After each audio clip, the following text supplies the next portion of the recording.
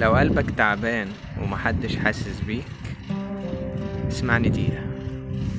لو حاسس انك تايه وقلبك موجوع، لو حاسس انك متعلق لسه، حاسس بخذلان، لو تعبان لسه، الايام دي فرصة لرجوعك لنفسك تاني، لرجوعك الحقيقي تاني.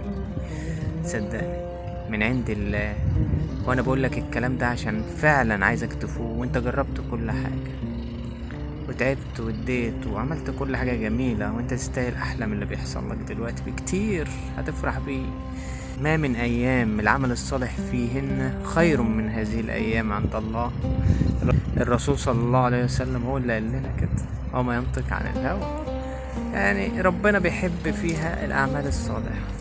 لعل استغفار يريح قلبك، لعل ركعة بالليل ولا ركعتين تغير حياتك فورا كن فيكون.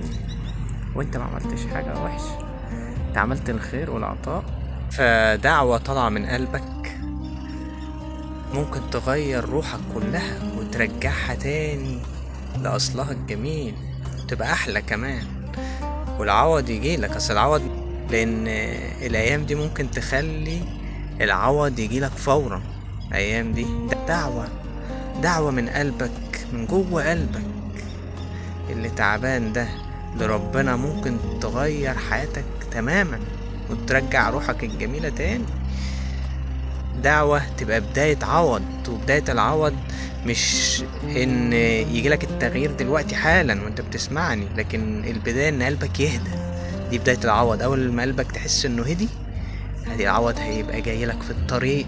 صدقني ببشرك في هذه الايام المفترجة اللي ربنا بيحب انك تعمل فيها عمل صالح، حاجة ربنا بيحبها هتعملها له عشان تروح. ده فيها ايام عظيمة، فيها فرج، اعظم ايام الدنيا. ربنا اللي قال لنا كده، فيها فرج وعوض وفتح. هدي قلبك ده عشان انت تعبت بقى. حرام اللي حصل لك ده، كفاية كفاية كفاية. الباب مفتوح ليك، ربنا فاتحهولك وبيقول لك تعالى، الايام دي انا بحبها. ربنا بيقول لك كده. هل مش هتعملها؟ اعملها عشان تاخد، اعملها عشان ترتاح، عشان روحك ترتاح وتتعوض، روحك وتهدى من جواك، تهدى عشان تفوق، عشان تتعوض، عشان تقوم. قول له كده النهارده، انا عايز افوق، انا عايز اقوم، انا عايز اتعوض. هتلاقي مقابل عطائك وتعبك ومعاناتك، هتلاقي فرج وفتح مبين، واولها هدوء لقلبك. اعرف ساعتها ان انت هتتعوض. لو لمسك الفيديو ده قول في التعليقات يا رب انا عايز اهدى، انا عايز روحي تتعافى، انا عايز اتعوض. يا رب يا رب.